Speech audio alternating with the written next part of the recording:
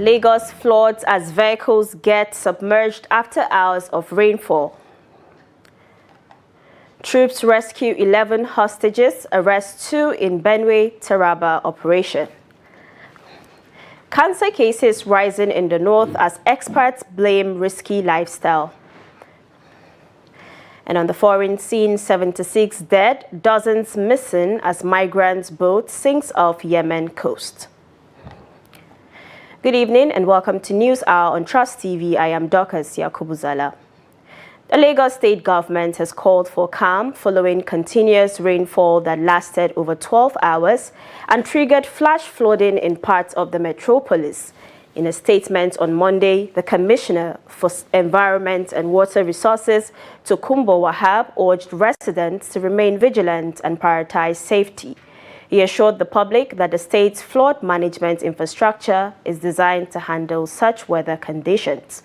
The appeal followed a weather advisory from the Nigerian Meteorological Agency, NIMET, which forecasted continued heavy rainfall and thunderstorms across Lagos for the next 3 days.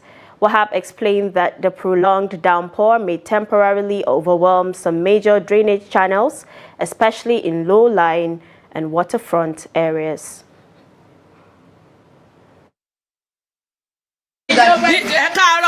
Gbogbo Nigeria lápọ̀ gbogbo bí bá ti ń gbọ́ wa oko ọ̀pẹ la wà yìí ní jẹjẹ o òkè léètù ní 4th of August gbé lọ ẹwà àdúgbò wa o àwọn èèyàn wá ń rescue.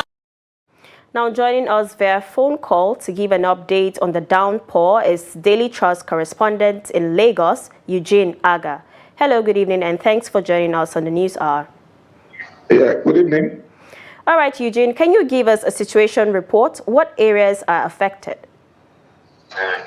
In fact, a whole lot of areas in Lagos were heavily impacted as a result of the rainfall that started yesterday evening till Monday evening.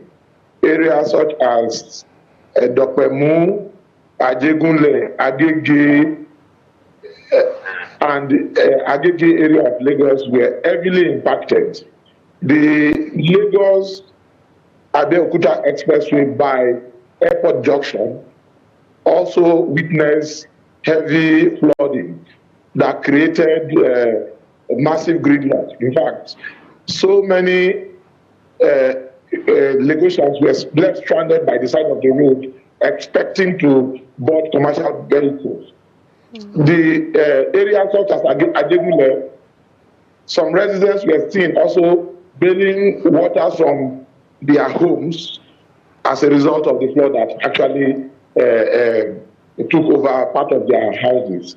In Ojo local government area, specifically along Alaba International Road by Olojo Drive, the area was also impacted. In fact, there is a very big canal before the local government between that separates the market from the local government. There is a very big drainage that has been temporarily blocked as a result of residents dumping garbage into the drainage that caused part of the flooding in that area. These are some of the areas where the flood actually impacted heavily today. So we would like to know what measures are authorities taking to avert, flooding? In fact, the Lagos State Emergency Management Agency, along with the National Emergency Management Agency, officials from both the state and the federal government agencies have also kickstarted campaigns to ensure that residents stop dumping refuse into their drainages. In areas like Agege, rescuers from both agencies were seen actually monitoring the flood and advising residents to ensure that their works were kept inside their houses to ensure that nobody falls into particularly the high tension drainages in their areas. Same thing was witnessed in Ajegunle area, where local government officials were also seen sensitizing residents on what to do as a result of the prediction by NEMITE that Lagos State will actually witness 3 days heavy downpour starting from Monday today and will last through to Wednesday. All right, thank you so much, Eugene, for joining us and giving us that update. Okay, thank you.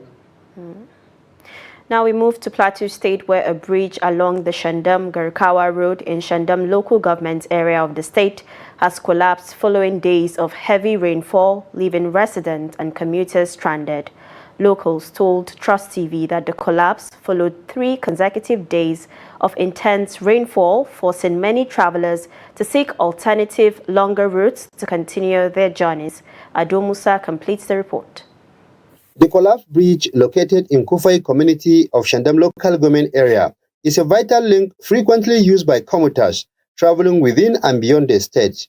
Local farmers also rely heavily on the road to transport farm inputs and produce to the markets. They now say the bridge collapse has worsened their already challenging economic situation. The collapse of the bridge has brought serious hardship. We are really struggling. The government should please intervene because the situation is unbearable without the bridge. It initially collapsed last year, and only temporary repairs was done, which eventually fell. That is why it collapsed again. The bridge was never properly repaired. I remember it was patched just last week, but after the recent rain, it collapsed again. We have been suffering, having to cross the river with our goods. It is the government's responsibility to reconstruct this bridge. Residents and road users are now calling on the government to urgently fix the bridge, to ease the movement of people and goods, and to prevent further hardship in the area. Ado Musa, Trust TV News, Jos. Away from Plateau State, troops of Operation Wildstroke, OPWS, have rescued 11 kidnapped victims and recovered a cache of arms and ammunition during a coordinated offensive against criminal elements in Benue State and parts of neighboring Taraba State. This follows a major raid on Se Ahur and Chito communities in Ukum local government area of Benue State. The report. The high-impact operation, which took place between August 2nd and 3rd, 2025, involved coordinated airstrikes and strategic ground maneuvers by Sector 3 troops operating from neighboring Taraba State. Briefing journalists at the Force Headquarters in Makudi, the Force Commander of OPWS, Major General Moses Gara, said troops engaged suspected kidnappers in a fierce gun battle, leading to the arrest of 2 key suspects and the successful rescue of 11 hostages, including police inspectors who had been held captive for several weeks. On night 2nd to 3rd of August 2025, we conducted a deliberate operations that led to the rescue of 11 kidnapped victims, including 2 serving police inspectors. I would like to reassure citizens of Benue State in particular and the combined joint operations area of Operation Wildstroke of our strong determination in the pursuit of our mandate to ensure there is peace in the area, safety of the people to go about their socio-economic activities, as it were.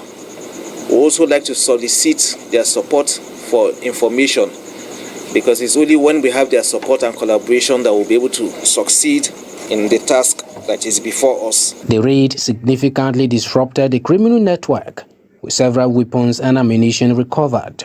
Rescued victims recounted harrowing experiences of torture, starvation, and fear, expressing deep gratitude to the military for their freedom. We ran into a group of kidnappers, unknown gunmen, so in military uniform. So they stopped us, so they took me away to unknown destination. Today I am 48 days in their camp, in their camp there. So on my way around 8 p.m., I saw a place like a checking point. I saw a big truck parked there. So on reaching behind the truck, I saw two men armed rush to my car that I was driving, pointed gun at me that, who am I? I told them I'm just a driver. They asked me to step out. I stepped out. They collected my phone, collected the money I have. So one of them gripped me and dragged me into the bush. I stood there, we were like discussing. It's as if some military men were coming as at that point.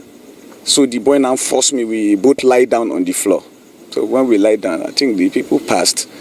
Then they have a certain motorcycle that used to convey them to their den.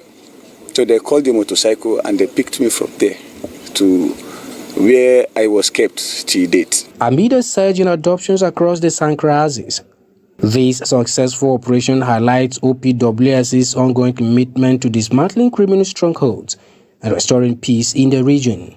Major General Gara commended the bravery and professionalism of the troops and reaffirmed the military's dedication to sustain security operations across Benue, Taraba, and Nasarawa states.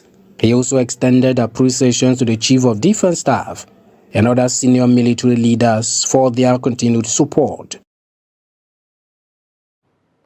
Now, scores of retired soldiers who voluntarily exited the Nigerian Army last year on Monday shut down the main entrance to the headquarters of the Ministry of Finance as part of efforts to press home their demands. The protest, which commenced at about 10:15 a.m., witnessed the presence of heavy security personnel drawn from the military, police, and the Department of State Services (DSS), apparently to prevent any breaking of law and order. Speaking on the sideline of the protest on Monday, one of the leaders of the protesters, Staff Sergeant Simon Ipu, listed issues that triggered the protest to include security, debarment allowance, and insurance. Others, according to him, are cutting off their gratuity and withholding of their Form 1 salaries when they tendered their resignation, adding that they would continue locking the ministry's headquarters until their demands are met. Nigerian Army authorities are yet to react to the protest.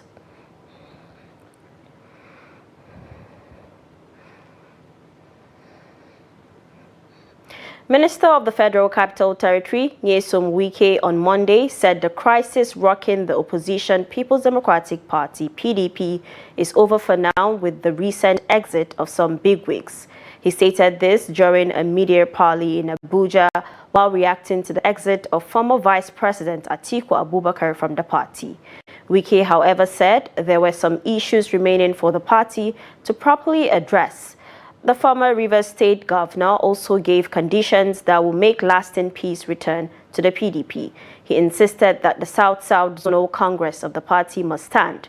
According to the minister, the court allowed for the Congress to hold, saying there's nothing a person could do about it. I made it clear. I was not going to support Atiku Abubakar.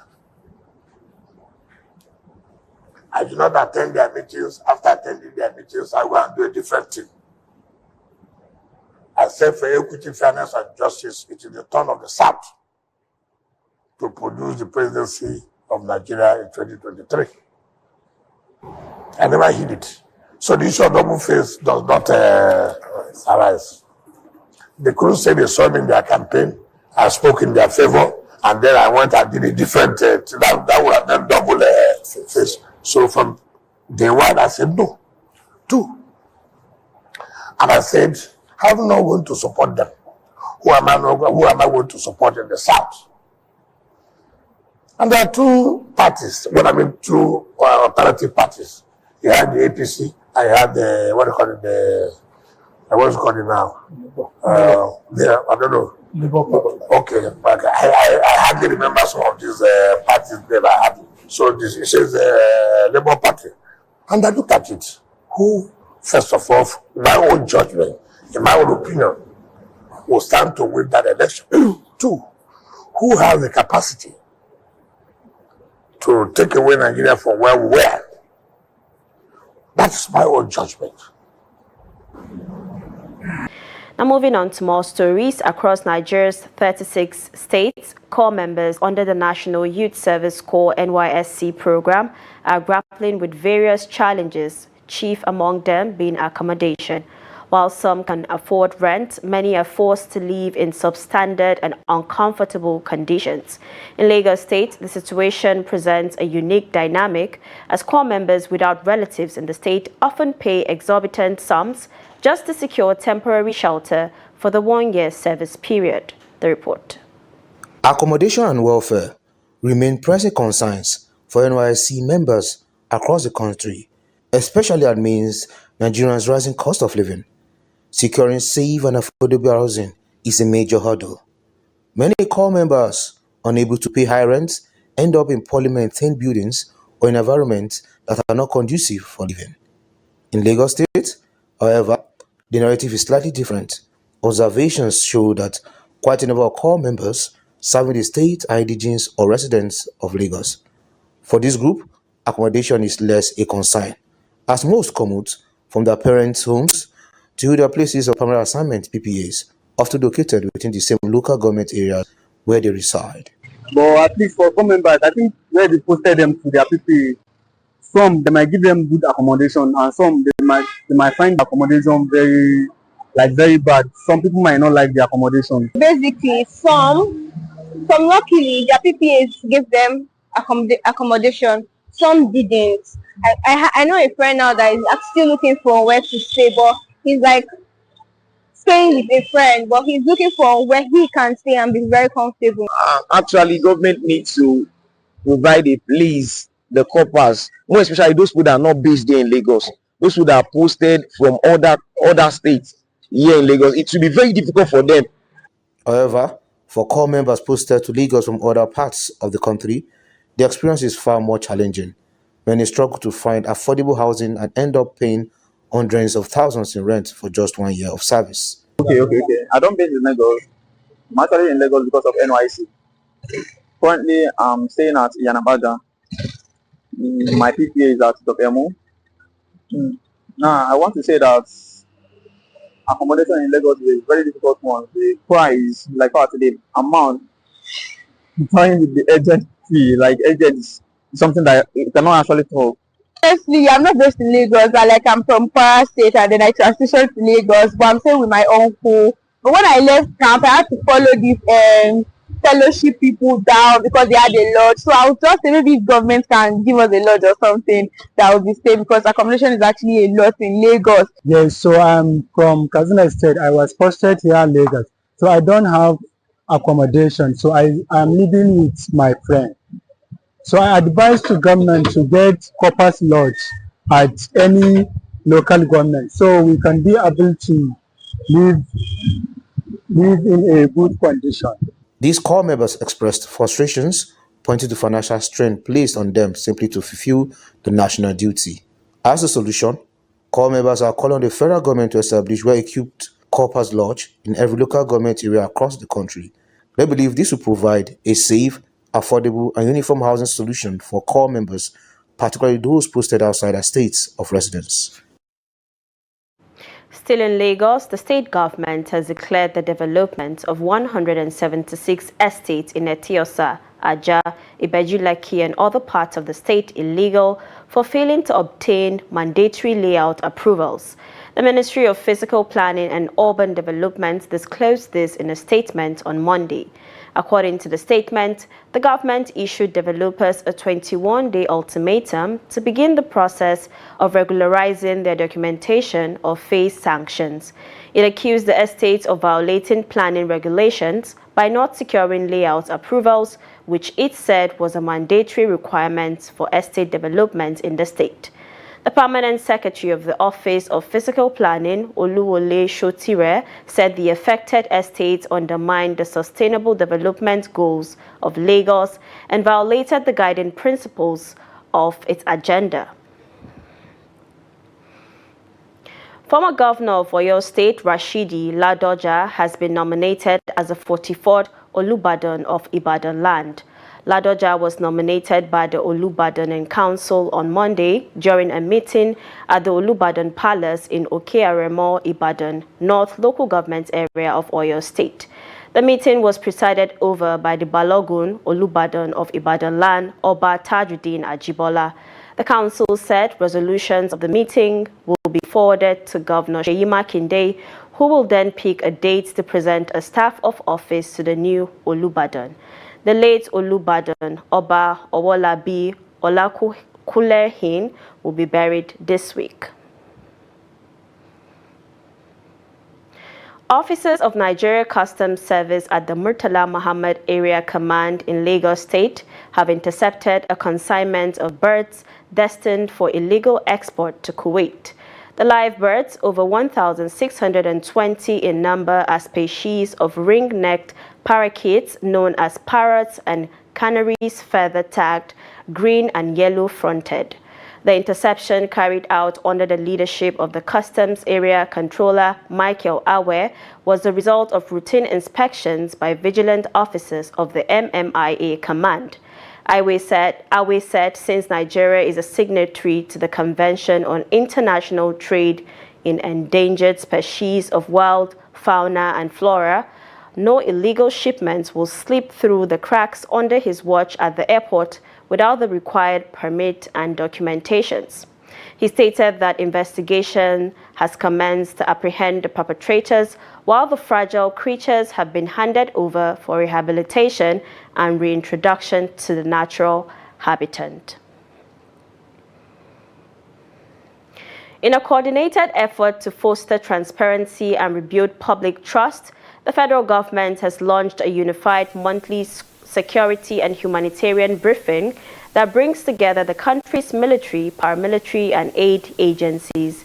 The maiden edition, organized by the National Orientation Agency in Abuja, assembled top security spokespersons to brief journalists on current efforts to dismantle criminal networks and bolster national security. The briefing is expected to hold on the first Monday of every month, with participation from across Nigeria's security and humanitarian sectors.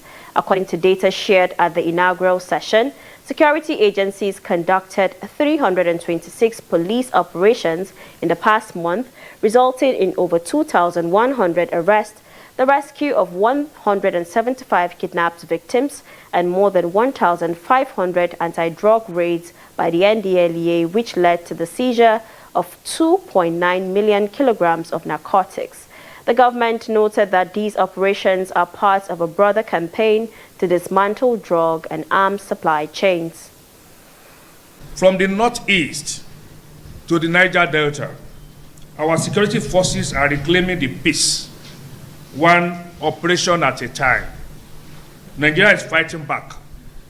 Decisively and collaboratively, we are taking back our country from people who are involved in these nefarious activities. We urge citizens to report threats, avoid amplifying unverified content, and join hands with authorities to protect our communities. Drugs and illegal arms are the oxygen of criminality.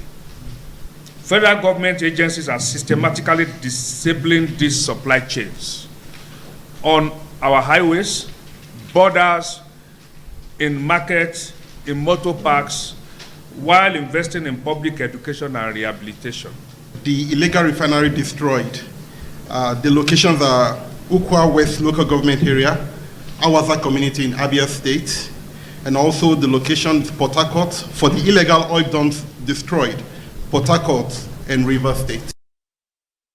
Now in Adamawa State, the state government has reaffirmed its commitment to improving maternal and child health through the launch of an awareness training under the Maternal and Neonatal Mortality Reduction Innovation Initiative. The initiative, supported by the Federal Ministry of Health, aims to drastically reduce preventable deaths among women and newborns across the state. Trust TV's Gibson Sawadugo completes the report.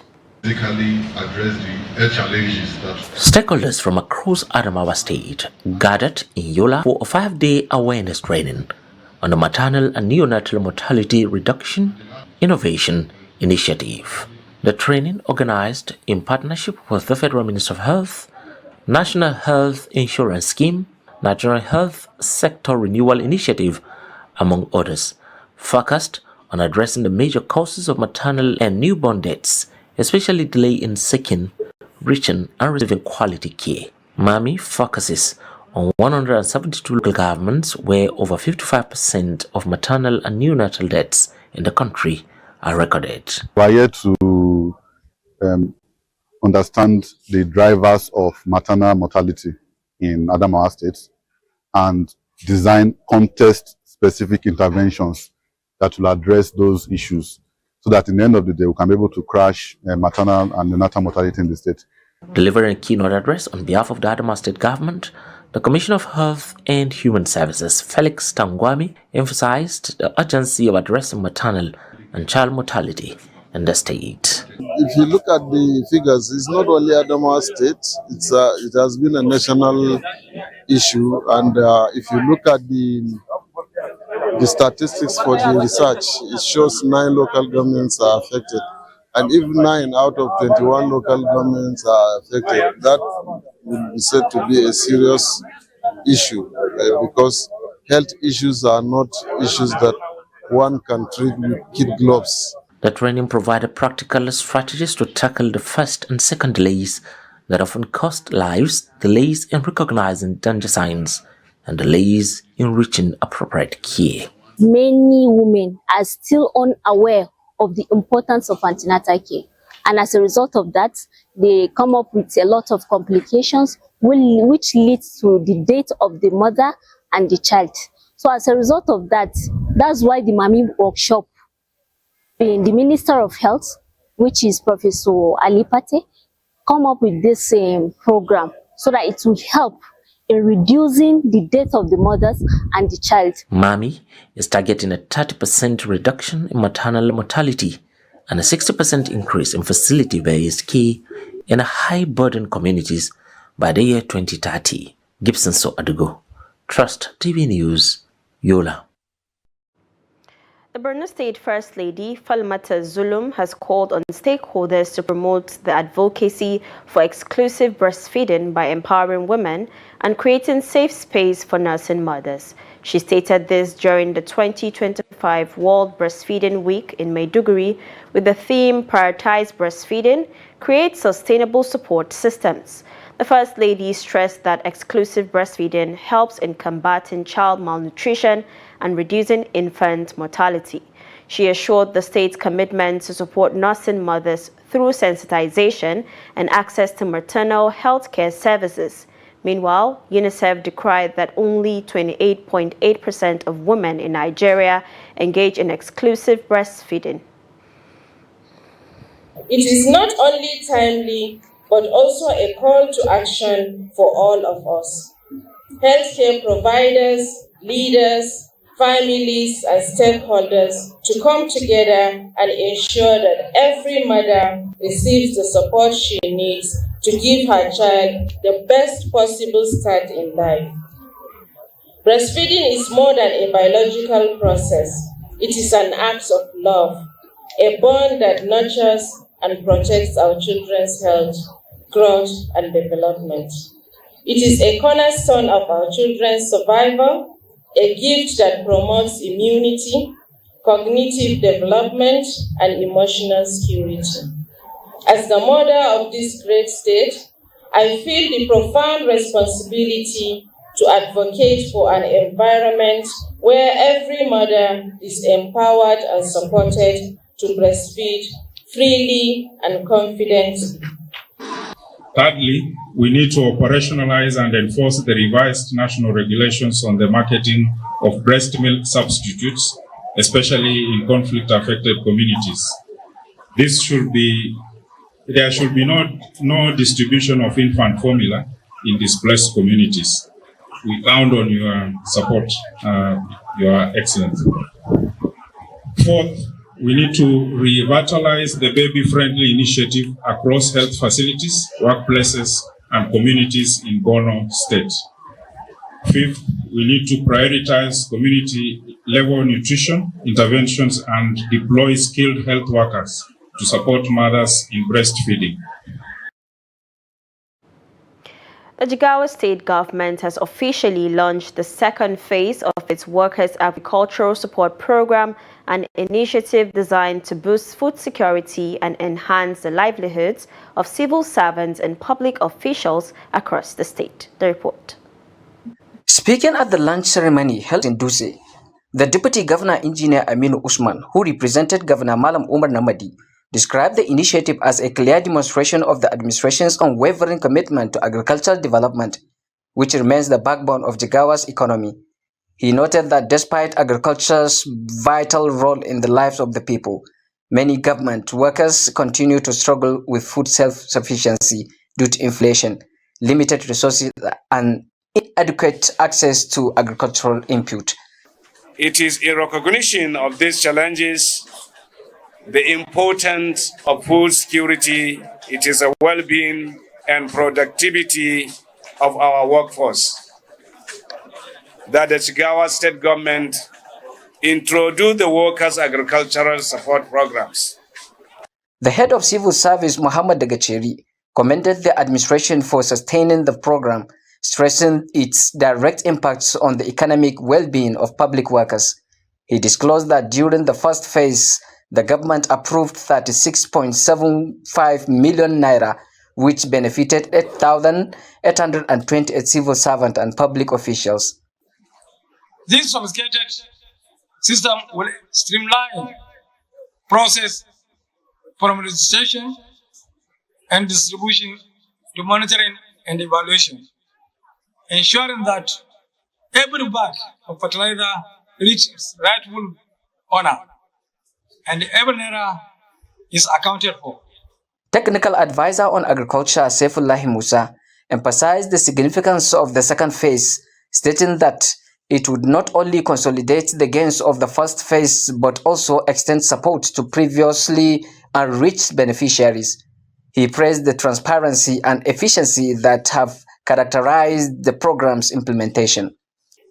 This will enable them to achieve household food sufficiency, generate additional income stream, and take a tangible step towards economic independence. Your Excellency, in the inaugural phase of this program, we successfully empowered 8,828 workers from both local government and the state governments. Representatives of the Nigerian Labour Congress (NLC) and the Trade Union Congress (TUC) lauded the state government's continued effort to prioritize workers' welfare and pledged their support to ensure the success and sustainability of the program. By empowering workers to engage in productive agricultural ventures, your administration is not only improving individual livelihoods, but also contributing to the overall socio-economic development of Jagawa State. I commend your dedication to improving your livelihoods and contributing to the state as agricultural development. I urge you to utilize this loan effectively, ensuring timely repayment and maximizing the benefit of these initiatives. The second phase is expected to make an even greater impact, with higher targets set for coverage and efficiency.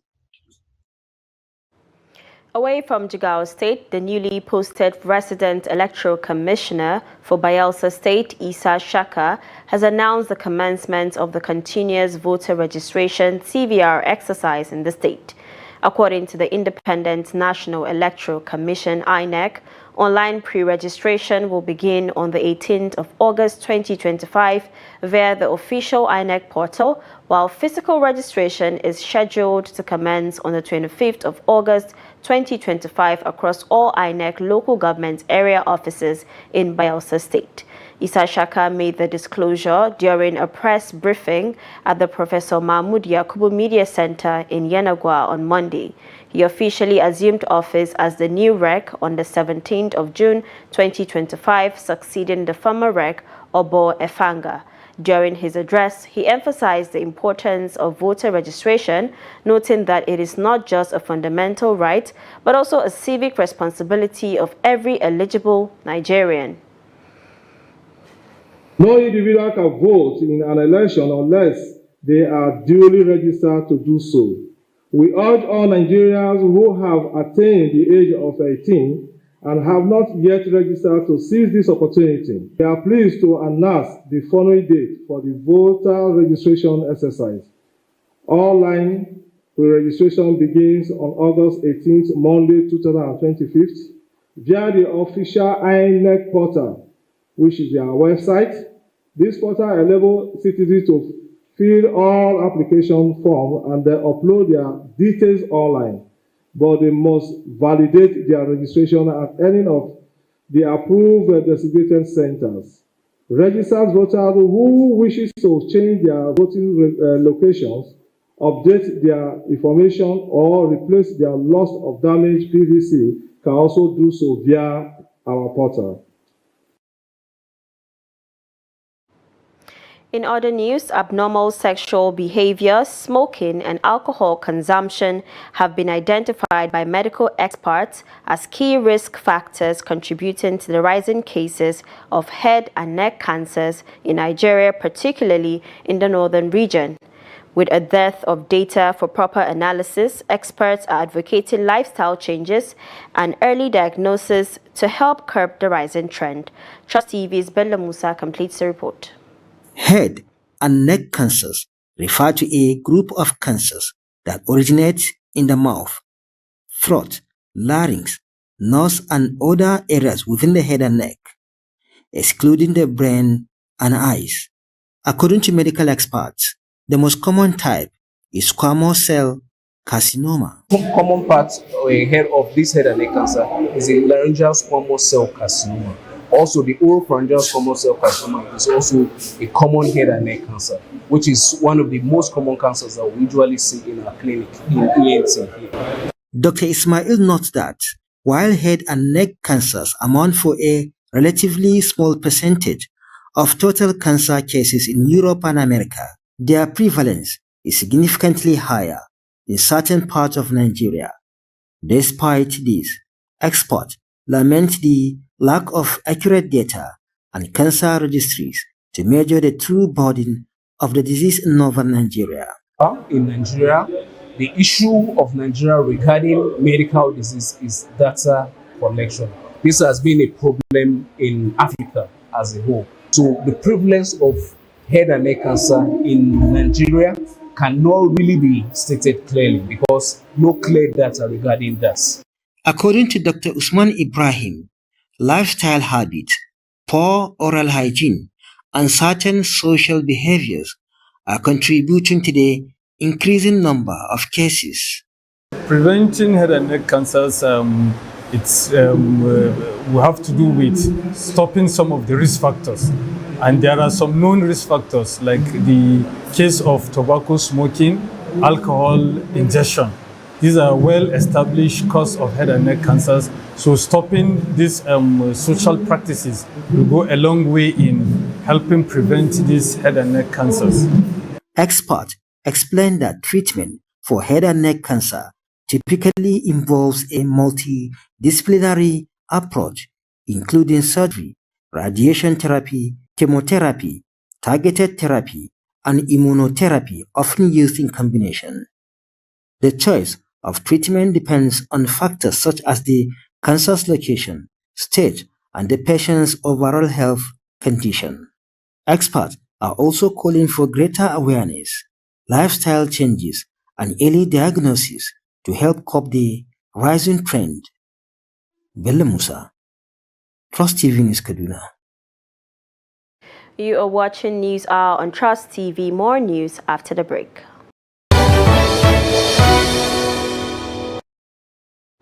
Many thanks for staying with us. In case you just joined in, this is News Hour on Trust TV. And now in business, the Group Chief Executive Officer of the Nigerian National Petroleum Company Limited, NNPCL, Bayo Ajulari, has advised Africa to come up with bankable energy projects as one of the ways to ensuring a sustainable energy future. He made the call on Monday at the ongoing three-day Society of Petroleum Engineers, SPE, Nigerian Council's 2025 Annual International Conference and Exhibition holding in Lagos. Ojulari, who is also a board member of the SPE Nigerian Council, said Africa must not only compete for available capital, but make a case for why its energy landscape is bankable. This year's conference is themed Building a Sustainable Energy Future, Leveraging Technology, Supply Chain, Human Resources and Policy. Ojulari called for bold leadership in reshaping Africa's energy landscape, adding that the future of energy is neither linear or predetermined.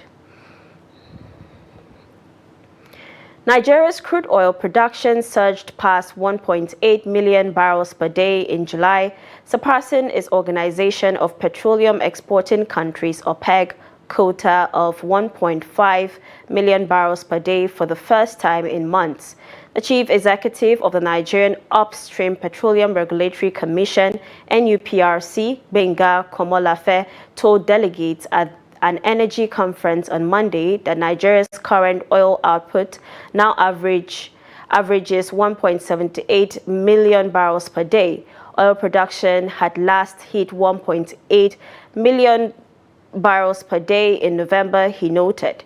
He pledged continued collaboration with industry players to consolidate gains, tackle leakages, and promote transparency across the upstream sector.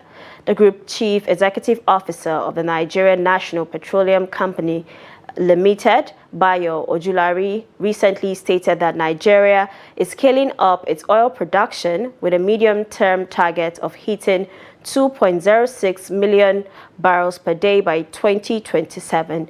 He expressed confidence that output could reach 1.9 million barrels per day by December this year.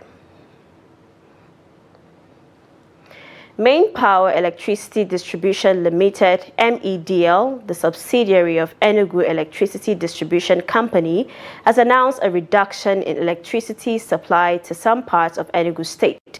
In a statement on Monday, the company said the reduction is due to drop in electricity supply it receives from its parent company, EEDC, which it blamed on the reduction of electricity tariff of Band A customers from 209 Naira kilowatts per hour to 160 Naira by the Enugu Electricity Regulatory Commission, EERC. It said the reduction has been occurring since the past 4 days. Recall that EERC had made the reduction with the claim that the DISCO is making over 15 billion Naira profit from the current price it gives customers to pay. The move, however, drew condemnation from the federal government, an industry expert who said state governments do not have power to regulate price of electricity generated from the national grid. Now, away from Nigeria, at least 76 people have been killed and dozens are missing after a boat carrying mostly Ethiopian migrants sank off Yemen in the latest tragedy on the perilous sea route, officials said on Monday. Yemeni security officials said 76 bodies had been recovered and 32 people rescued from the shipwreck in the Gulf of Aden. The UN's migration agency said 157 people were on board. The accident occurred off Abiyan Governorate in southern Yemen, a frequent destination for boats smuggling African migrants hoping to reach the wealthy Gulf states. Some of those rescued have been transferred to Yemen's Aden near Abiyan, a security official said. UN agency, the International Organization for Migration, earlier gave a toll of at least 68 dead. The Malian Army says it has seized 20 inflatable vehicles it said were intended for use by armed groups operating in the country. The country's military released footage showing the inflatable cars, some resembling Land Cruisers, a popular make of pickup truck across Africa. Malian state television reported that armed groups operating in the country plan to use them as decoys to trick drones into wasting expensive missiles by firing at them. Rida Lia Amori, a Sahel expert at the Moroccan think tank, the Policy Center for the New South, said the inflatable vehicles are a good alternative for armed groups. He said using the fake cars as decoys was one way these groups could slow down the use of drones against them in both Mali and Burkina Faso. The Malian military said that due to the ongoing investigation, it would not disclose the date the shipment was seized or the location. It's now time for sports updates with Kabir Lawal.